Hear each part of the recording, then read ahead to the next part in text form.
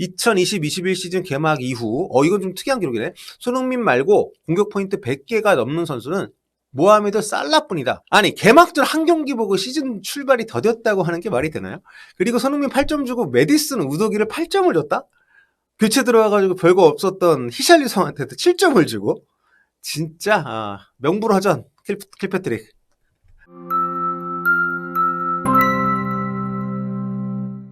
안녕하세요. 볼로TV 손흥민입니다. 토트넘이 에버튼을 홈으로 불러들여 대승을 거뒀습니다. 사실 개막전 경기 내용 결과 좋지 않았기 때문에 상당히 비난 여론이 많았습니다. 손흥민 선수한테도 그랬지만 포스테코글루 감독 역시 그랬는데요. 비난 여론에 답한 포스테코글루 감독의 선택은 솔랑케의 빈자리를 히샬리송이 아닌 손흥민으로 채우는 것이었습니다. 그리고 왼쪽에 좀 끄는 경향이 있지만 개인 돌파 능력이 좋은 신규 영입생이죠. 오드베르 선수를 투입을 했어요. 손흥민 선수가 중앙으로 왔으니까 왼쪽에. 그러니까 보통 우리가 통상적으로 생각하는 포스테코글루 감독의 도식화된 선수 기용을 생각하면 솔랑키 빠진 자리에는 히샬리송을 넣거나 아니면 손흥민을 투입으로 올렸다면 그 왼쪽에 베르노를 넣었어야 되는데 모두 좀 예측을 벗어나는 선택이었던 거죠. 그런데 요게 일단 성과를 냈습니다. 그리고 중원 구성 같은 경우도 비수마가 복귀를 이제 하면서 지난 경기 나왔던 벤타쿠르가 빠졌고 벤타쿠르가 부상 때문에 이탈을 하기도 했습니다만 사르를 놓지 않고 사르도 뺐고요. 대신에 비수마의 파트너격으로 메디슨 선수를 좀 낮춰서 움직이게 했습니다. 그리고 메디슨이 있던 공격 미드필드 자리로는 클루셉스키를 안으로 들이면서 그 위치에 선발 기용을 했고요. 이러면서 4-1-4-1 형태로 변화했는데 이 변화가 좀 주요했습니다. 전반전 압도를 했고요. 비수마의 골이 나온 뒤로 분위기를 확실히 가져갔고 결정타는 손흥민 선수의 첫 골이자 팀의 2대0 골. 이 장면은 진짜 상대 수비가 픽포드 골키퍼한테 백패스하는 것을 간파를 해서 손흥민 선수가 적극적인 압박, 또 탈취, 또 골까지 만들어내면서 순식간에 분위기를 가지고 왔고요.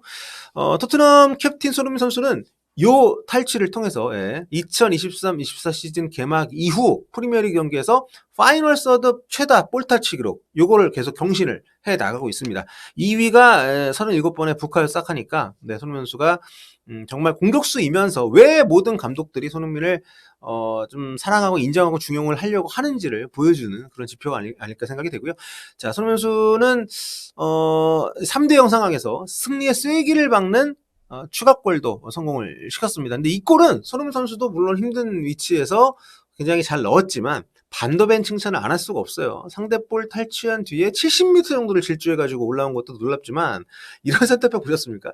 자기한테 4명을 끌어들여가지고 그림 보시면 이렇게 거기서 바로 박스 안 진입, 그러니까 저 위치 가기 전에 센터백들은 보통 이제 볼 가지고 많이 올라가는 걸 좀 두려워하거든요. 공격 가담을 하더라도 공을 안 갖고 올라오는 경우가 많고 그런데 저 위치까지 전진을 해서 손흥민 또 히샬리송 올라오게 한 다음에 거기서 기다려서 수비진들을 유인을 시켜가지고 이렇게 4명을 끌어들여서 묶어놓고 양쪽에 히샬리송하고 손흥민 중에 손흥민을 택해서 패스를 찔러줬습니다. 센터백이 이런 어시스트 한다는 거는 참 놀라운 일이고요. 스피드도 스피드지만 좀 판단력이 상당히 좋았던 것 같습니다. 자, 이로써 손흥민 선수는 프리미어리그 시즌 10시즌째 연속 득점을 이어나가게 되는데요.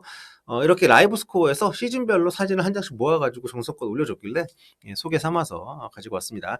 아무튼 이날 손흥민 선수 포스테코글루 감독의 달라진 선수 구성에서 전반에는 톱, 후반 중반 이후에는 히샬리송이 들어온 뒤로 이제 레프트 윙 자리로 이동해서 뛰었는데요. 톱으로 뛸 때 패스맵을 보면 거의 섬입니다. 이게 이제 69분까지의 패스맵인데 패스 횟수가 비카리오 골키퍼보다 적어요. 아무튼 이런 상황에서 제한된 기회에도 순도 높은 기록을 만들어내면서 팀을 대승으로 이끌었습니다. 출전 시간 이제 풀타임 뛰었고 공격 포인트 2골, 패스 35번에서 이제 28번 성공시켰고 키패스 1번, 박스내 터치가 3번밖에 없어요. 그만큼 세피스 때도 계속 박스 밖에 나가 있는 경우가 많았고 앞쪽에서 손흥민 선수 볼 받으러 내려오는 경우가 좀 많았습니다. 그때는 이제 셉세비가 올라가서 많이 좀 기여를 했지만 그리고 슈팅 3번 했는데 모두 유효 슈팅이었고요. 그중에 2골 나왔습니다. 자, 그리고 이제 현지 매체 평점하고 평가를 볼 텐데 4개 매체 가운데 다 이제 9점을 줬고요. 한 매체 어디겠습니까? 우리들의 킬패트릭 기자. 이브닝 스탠다드 여기만 손흥민 선수에게 MOM을 안 줬습니다. 여기만 최고 평점 안 주고 혼자서 8점을 줬어요. 자, 쭉 보시면은 최고 평점이 로메로하고 손흥민 선수가 나란히 9.3개, 8.1개 이렇게 받았고요. 그 다음에 반더벤도 8점이 넘고 비수마도 평점 높고요. 가장 낮은 점수는 존슨입니다. 존슨은 스카이 스포츠에서 7점 준 게 좀 의아할 정도의 경기력이었기 때문에. 근데 걔 왜 이렇게 출전 시간을 계속 많이 주는지 모르겠습니다. 포스트코글러 감독이. 뭔가 본인이 요구한 것을 잘 수행을 하기 때문에 그러겠죠? 아무튼 특히 이 중에서 스카이 스포츠는 따로 플레이어 오브 더 먼스를 플레이어 오브 더 매치를 매 경기 뽑는데 이 경기에서는 그 손흥민 선수를 지정을 해서 표기를 했습니다. 손흥민을 MOM으로 꼽았고요. 자, 이제 매치별 평가 한번 살펴보도록 하겠습니다. 먼저 풋볼 런던입니다. 손흥민 선수에게 9점을 줬고요. 왼쪽 측면에서 달려들어 압박해 픽포드 골키퍼의 공을 빼앗아 득점하는 모범을 보였다. 리드 바이 이그젬플이라는 표현을 썼더라고요. 그리고 앞서 로메로의 빅찬스를 만들어줬고 픽포드 가랑이 사이로 아주 멋진 두 번째 골을 만들었다. 9점 줬습니다. 그리고 9점이 3명인데 반더벤 그리고 로메로까지. 네. 반더벤 볼까요? 9점 줬고 전반 34분 칼버트 르윈의 찬스를 엄청난 헤더로 가로챘다. 전반 막판 무릎을 다쳐서 큰 통증을 호소했지만 경기에 계속 임했다. 이후 여러 차례 엄청난 태클을 성공시킨 걸 보면 큰 부상은 아닌 것처럼 보였다. 경기장을 가로질러 달려나가 손흥민의 추가골을 어시스트했다. 그 장면은 진짜 대단했어요. 자, 다음 크리스티안 로메로입니다. 9점. 토트넘 입단 후 100번째 경기에서 초반 패스 실수가 있었지만 픽포드 정면으로 간 발리슛을 때린 데 이어 메디슨에게 빼어난 롱패스를 넣어줬다. 요거를 메디슨이 못 살리더라고. 예. 의미 있는 경기에서 파워풀한 헤더로 크로스바를 맞고 들어가는 골을 성공시켰다. 자, 데안 클루스스키에게도 8점을 줬습니다. 미드필더로 선발 명단에 복귀해 에버턴 파이널 서드에서 드리블 돌파를 통해 비수마의 골을 만들어냈다. 그 장면은 굉장히 인상적이었습니다. 물론 앞에서 손흥민이 수비수를 좀 끌고 들어가는 모습도 좋았지만 손흥민에게 줄 수도 있었던 클루스스키가 본인이 한 박자 더 갖고 있으면서 수비진들을 더 끌어낸 이후에 뒤에 이제 비스마가 완전히 프리할 때 내주는 모습. 네. 그리고 이제 3미들 체제의 멤버로 손색이 없는 옵션이라는 걸 보여줬다. 쌉세비가 이제 라이트 윙에서도 많이 뛰지만 사실 이렇게 전형적인 윙어다운 스피드를 갖고 있지는 않은 선수잖아요. 하지만 볼을 안정적으로 다루고 탈압박 능력이 좋고 이렇기 때문에 이렇게 중앙에서도 상당히 역할을 많이 발휘하는 선수인데 확실히 그런 모습 보여줬습니다. 다음 브레넌 존슨 5점. 열심히 뛰었지만 파이널 서드에서 별다른 임팩트를 남기지 못했다. 보면 이제 다 5점 줬거든요, 존슨한테. 근데 이제 스카이 스포츠 같은 경우는 뭔가 좀 대승한 경기라서 그런지 최저점이 실점을 줬더라고요. 그래서 존슨이 상대적으로 좋은 점수를 받아가지고 평점도 뭔가 높게 나온 것처럼 보이지만 아쉬웠다는 거. 자, 그리고 보면 이제 교체 멤버 중에 제드 스펜스한테 7점을 줬습니다. 이날 그 레프트백 우도기가 부상으로 나가면서 이제 우도기 자리에 들어왔는데 이게 좀 괜찮았어요. 근데 좀 인상적인 게 요 멘트입니다. 레프트백 자리에 벤 데이비스를 제끼고 교체 투입이 됐다. 그러니까 벤 데이비스가 센터백도 볼 수 있고 레프트백도 볼 수 있지만 우리가 흔히 이제 레프트백의 넘버원 백업으로 인식이 됐었는데, 그러니까 스펜서가 원래 오른쪽 풀백이잖아요? 근데 스펜서한테 밀렸다, 벤 데이비스가. 그런 의미를 갖는 교체 투입이라고 본 거죠. 자, 다음 구영민 보겠습니다. 여기 이제 손흥민 선수한테만 9점을 줬어요. 9점 주면서 원톱에서도 측면에서도 손흥민이 여전히 어떤 식으로든 골을 터뜨린다. 2020-21 시즌 개막 이후 이건 좀 특이한 기록이네. 손흥민 말고 공격 포인트 100개가 넘는 선수는 모하메드 살라뿐이다.